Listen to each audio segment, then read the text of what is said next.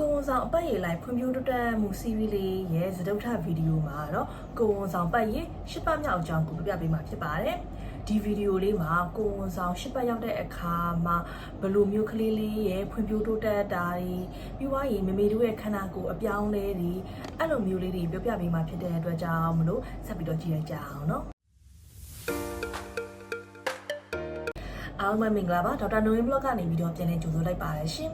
်အခုမေမေတို့ကိုဝန်ဆောင်ပတ်ရေ10ပတ်ရောက်ပြီဆိုတော့တရံဝေးမေမေတို့ရဲ့ကိုဝန်က2လရှိပြီဖြစ်ပါတယ်ဒီကာလမှာမေမေတို့ကလေးလေးရဲ့အစိတ်ပိုင်းတွေကတော်တော်များများဖွံ့ဖြိုးတိုးတက်နေပြီဖြစ်တယ်အဲ့ဒါအပြင်ကိုကလေးလေးရဲ့အရွယ်စားကလက်မဝက်ဒါမှမဟုတ်တလက်မရဲ့4ပုံ3ပုံအရွယ်စားလောက်ရောက်နေပြီဖြစ်ပါတယ်အခုကလေးလေးရဲ့ဖွံ့ဖြိုးတိုးတက်မှုတွေကိုဆက်ပြီးပြပေးမယ်မေမေတို့ရဲ့ကလေးလေးတွေရဲ့လက်ဘွားခြေဘွားလေးတွေနေရာမှာအမေးပါးလေးတွေနဲ့ဆက်ထားတဲ့ပုံစံမျိုးလေးရှိနေလိမ့်မယ်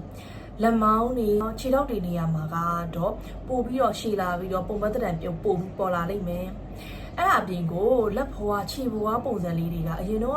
့လော်တက်ပုံတံကနေတိတာမြင်တာလာပါလိမ့်မယ်အဲ့ဒါအပြင်ကိုလက်ကောက်ဝတ်တို့ပြီးသွားလို့ရှိရင်တထောင်စင်းနေရာတွေနောက်ဒူးနေရာတို့ခြေချင်းဝတ်နေရာတို့အဲ့လိုနေရာလေးတွေပို့ပြီးတော့ပြပြပြင်းပေါ်လာပြီးဒီကာလမှာတထောင်စင်းတို့လက်ကောက်ဝတ်တို့ကိုနည်းနည်းတော့ကွေးတိုင်ဆန်းတိုင်စပြီးတော့လုံးတိုင်နေပါပြီမျက်နှာသွင်းပြင်ရာကတော့ဒီနှာခေါင်းတို့မျက်ခွန်တို့အခန်းတို့အဲ့လိုမျိုးတွေစပြီးရှိနေပြီမျက်ခွန်တွေကဖွံ့ဖြိုးမှုမပြီးမချင်းကတော့မမေတို့ကလေးလေးကမျက်လုံးလေးပွင့်နေတဲ့ပုံစံမျိုးလေးပေါ်နေလိမ့်မယ်ကလေးရဲ့အစာချေစနစ်နဲ့ဦးလန်းချောင်းတွေကလည်းစပြီးတော့ဖွံ့ဖြိုးတိုးတက်နေပြီဖြစ်တဲ့အပြင်ကိုဒီခန္ဓာကိုယ်ရဲ့သွေးလက်ပတ်တာတွေနှလုံးခုန်တာတွေကလည်းပေါင်းဖွံ့ဖြိုးနေပြီဖြစ်ပါတယ်အဲ့တော့မမေတို့ကလေးလေးကိုအာထရာဆောင်းရောက်ကြည့်မယ်ဆိုလို့ရှိရင်ဒီအချိန်မှာကလေးရဲ့နှလုံးခုန်တန်းက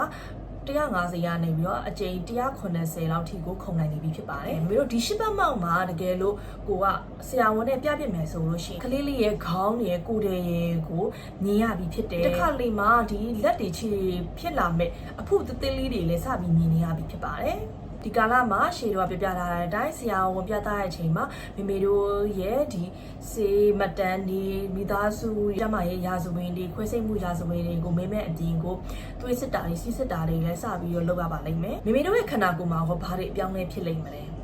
ဲဒီကာလမှာကိုဝန်ဆောင်အစောပိုင်းချိန်နေဆိုလို့ရှိရင်အဖြူစင်းတာပို့ပြီးတော့တိတာလာပါလိမ့်မယ်ဒါကလည်းစိုးရိမ်စရာမဟုတ်ဘူးဒါကပုံမှန်ဖြစ်ပြီးတော့မိန်းမဟော်မုန်းဖြစ်တဲ့ estrogen တွေများလာတဲ့အချိန်မှာဒီအဖြူစင်းတာတွေအေးအေးကြီးစင်းတာမျိုးတွေဖြစ်နိုင်ပါတယ်အဲအကြောင်းမလို့ဒီမိန်းမကိုကအဖြူစင်းတယ်ဆိုပြီးတော့ဒီမိန်းမကိုတန်ရှင်းလောက်တာတွေ pH carry နဲ့ဆေးရမျိုးတွေဒီချိန်မှာလုံးဝမလုပ်သင့်ပါဘူးဟော်မုန်းပြောင်းလဲကြောင့်ဖြစ်စေတောက်နေတဲ့ကိုဝန်ဆောင်အားစေးတွေမှာတန်တက်ပါလို့ဖြစ်စီမမေတို့ဝန်ချုပ်တာလေးခံစားရလိမ့်မယ်အဲအကြောင်းမလို့ဒီကာလမှာရေကိုပုံမှန်ထက်ပိုပြီးတောက်တဲ့န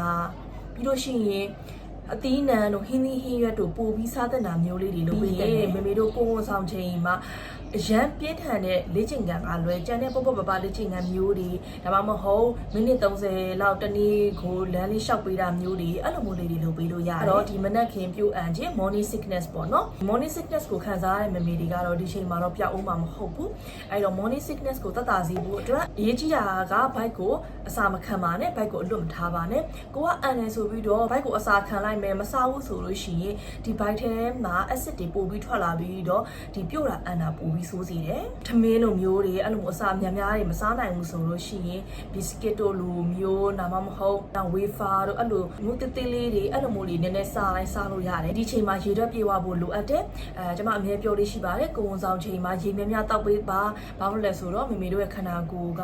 ရောက်စာလုံးနေရတဲ့အတွက်ကြောင့်မလို့ရေဓာတ်ပြေဝဖို့လိုနေလိမ့်မယ်ပြုတ်အန်တာကိုကာကွယ်စေမယ့်အရာတွေကိုရှောင်ရမယ်ဒါကတော့မမေတို့ကိုယ့်အကိုအတီဆုံးဖြစ်မှာပါချိုးကြဘယ်နန်းတွေကိုမခံနိုင်ဘူးလဲပေါ့နော်ကိုမခံနိုင်တဲ့အနံ့တွေကိုဒီချိန်မှာရှောင်ပေးခြင်းအပြင်ဒီပြုတ်အန်တာတတာစေတယ်ဒါပေမဲ့ဒီချိန်မှာအရေးကြီးတာကအစာအုပ်စုတွေကိုပြည့်စုံအောင်စားရမှာပေါ့နော်အဲ့တော့ဘာစားရမလဲဆိုလို့ရှိရင် protein ဓာတ်ပါတာတွေပြီးတော့လို့ရှိရင် carbohydrate ပါတဲ့အစားအသောက်တွေနောက်ဟင်းသီးဟင်းရွက်အသီးနှံလေးတွေကိုပို့ပြီးတော့စားရမယ်ကဲ tip of the week အနေနဲ့ကတော့ဒီချိန်မှာကျွန်မ အကြံပြုချင်တာတစ်ခုကမေမေတို့ဒီရာသီဥတုကလည်းအခုပူလာပြီးနေရာသီရောက်လာပြီးဒီ sunscreen ပေါ့နော် sunscreen လေးကိုစပြီးတော့လိမ့်တင်ပါတယ်။ဘာလို့ဆိုတော့ဒီကိုယ်ဆောင်ဟော်မုန်းတွေကြောင့်မေမေတို့အသားရည်ကတစ်ခါလေးနှုတ်သွားတက်တယ်အဲ့ခါကျရင်မေမေတို့မျက်နှာတို့လက်တွေလက်ဘင်းတွေမှာဆိုလို့ရှိရင်ဒီ melasma လို့ခေါ်တဲ့အမဲအောင်ဆက်တွေထွက်လာတတ်တယ်။အဲ့တော့ဒီချိန်မှာနေအောင်ကာကွယ်ဖို့အတွက်အပြင်ထွက်တယ်ဆိုရှင်ထီဆောင်တာတွေအုတ်ထုတ်ဆောင်တာတွေအမို့ sunscreen လိမ့်တာတွေနောက်လက်ရှည်ဝတ်တာမျိုးတွေအဲ့လိုမျိုးလေးတွေနဲ့အပြင်ထွက်ပေးပါလို့အကြံပြုချင်ပါတယ်အားလုံးပဲကျွန်မတို့မေးစရာမေးခွန်းများရှိတယ်ဆိုလို့ရှင်เนาะအောက်က comment box မှာဖြစ်ဖြစ် message box မှာဖြစ်ဖြစ်ဒါလေးချန်ထားခဲ့လို့ရပါတယ်ကျွန်မတောက်ကြစရင်တနေ့တွေညဘက်9:00 နာရီနောက်ပိုင်းအားတဲ့ချိန်လေးတွေကျွန်မဖြည့်ပေးပါမယ်ရှင်အားလုံးပဲကိုယ်ဆောင်ကျမ်းမာရေးမိခင်နဲ့ကလေးကျမ်းမာရေးအမျိုးသမီးကျမ်းမာရေးဘူးတုဒ္ဒတွေသိချင်တယ်ဆိုရင်တော့ကျွန်မရဲ့ channel လေးကို like and subscribe လုပ်ထားလို့ရပါတယ်ရှင်အားလုံးကိုကျေးဇူးတင်ပါတယ်